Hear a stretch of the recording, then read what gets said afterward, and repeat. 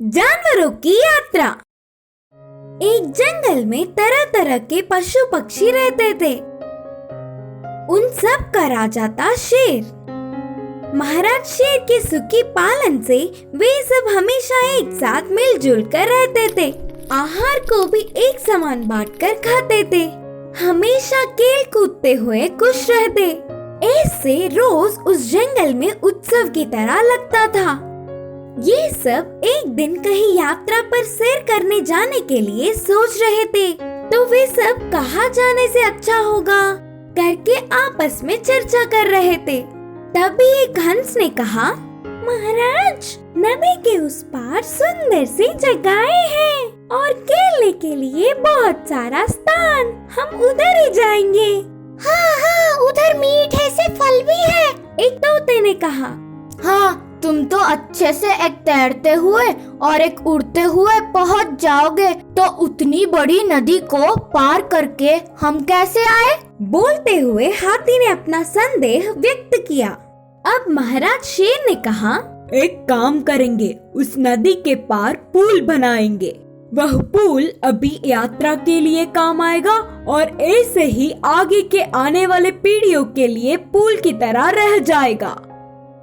फिर लोमड़ी ने कहा, पुल बनाना हमारी बस की बात है क्या? इधर ही कहीं 4 कदम उधर इधर घूमते हुए यात्रा खत्म समझेंगे। कोशिश करने से हर काम हो सकता है, चलो चलो।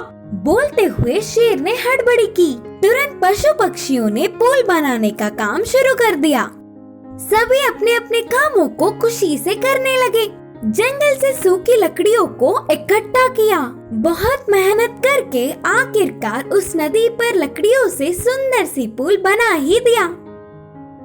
महाराज, पहले मैं जाऊंगी और चरित्र में रह जाएगा, करके खरगोश ने कहा। इसके लिए शेर मानने पर वह खरगोश पुल पर धीरे से चलने लगी। उसके कुछ दूर पहुँचते ही पुल टूटने लगा। यह देख खरगोश डर के चिल्लाते हुए वापस भाग गई। खरगोश के लौटते ही पूरा पुल डूब गया। मैंने पहले ही कहा था, पुल बनाना हमारे बस की बात नहीं। देखो, अब डूब गया ना। बोलते हुए लोमड़ी ने चिढ़ाया। लोमड़ी के बातों पर शेर ने ध्यान नहीं दिया और कहा, कोई उदास ना हो, फिर से कोशिश करेंगे। बोल के सबको मनवाया। जल्द ही सब ने मिलकर और एक मजबूत पुल बनाया। इस बार गधे ने पहले पुल पर कदम रखा। उसके पुल के बीच में पहुंचते ही उसका हिलना डुलना देख वो भी चिल्लाते हुए वापस आ गया और ये पुल भी डूब गया। अरे, मैंने कहा ना, ये पुल हम नहीं बना सकते और तुम लोगों ने नहीं सुना। अब ये पुल भी पानी में डूब गया। बोलते हुए अवसर मिलने पर फिर से चिढ़ाते हुए लोमड़ी हंस रही थी। मित्रों, जीतने तक मेहनत करेंगे, देर ना करते हुए जल्दी काम शुरू करो। बोलते हुए शेर ने हौसला बढ़ाया। फिर से सबने पुल बनाने का काम शुरू किया। इस बार बहुत ही मजबूत पुल बन गया और देखने के लिए बहुत ही सुंदर भी था।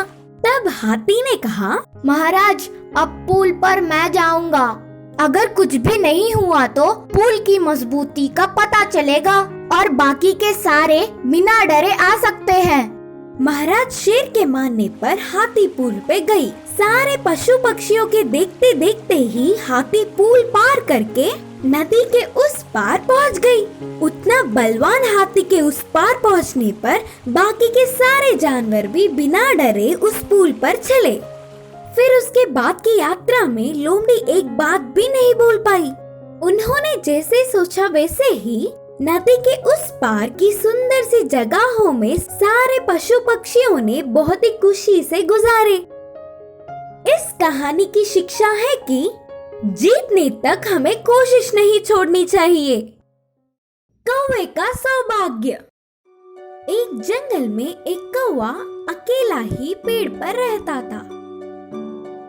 वह बहुत चतुर होने के बावजूद बाकी के जानवरों से काले होने पर हमेशा दुखी होता था। सुंदर ना होने के कारण से वह कहीं बाहर जाता ही नहीं था। कभी कभी एक बार बाकी के पक्षियों के साथ पूरा जंगल घूमने आता था। ऐसे एक बार जंगल के नदी में कौवे ने आराम से सैर कर रहे हंस को देखा। उसके पास जाकर कहा, गोरी गोरी कितनी सुंदर हो तुम। तुम्हारे जितना कुछ तो और कोई पक्षी भी नहीं होगा। और एक मैं हूँ जो क्यों हूँ पता नहीं, छी छी करके अपने आप को कोसता रहा। मैं भी ऐसे ही सोचती थी और अपने आप पर गर्व करती थी, लेकिन तोते को देख मेरी राय बदल गई। मैं गलत थी। मैं तो एक ही रंग में होती हूँ, लेकिन वो तो हरा और लाल दोनों रंगों में रहता है। बहुत सुंदर। हंस ने उदास होते हुए बोला। उसके बाद तुरंत कौवा पेड़ के ऊपर रहने वाली तोते के पास गया। हंस के कही हुई सारी बातें तोते से कहा। हाँ, हंस का कहना सही है। मैं अपने रंगों को देख बहुत खुश होती थी पहले, लेकिन मोर को देखने के बाद सुंदरता होते क्या है यही समझ आ गया। मेरे तो सिर्फ 2 ही रंग हैं, लेकिन उस मोर के न जाने कितने रंग हैं। बोला तोता जलती हुई। तुरंत मोर से मिलकर कौवा ये सारी बातें कहना चाहता था। पूरा जंगल घूमा, लेकिन उसे मोर कहीं नहीं दिखी। जान पहचान वालों से पूछने पर भी कोई फायदा नहीं।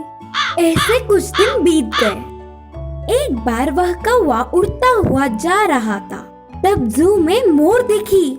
उसके पास जाकर कहा, सारे पक्षियों में अगर कोई सुंदर है तो वो तुम हो। सबको तुम बहुत पसंद हो करके बोलते हुए और 4 बातें बोलकर उसे तारीफों में डुबा दिया। कौवे की सारी बातें सुनकर मोर उदास होता हुआ कहा, मेरी सुंदरता के कारण ही मैं यहाँ बंद पड़ी हूँ।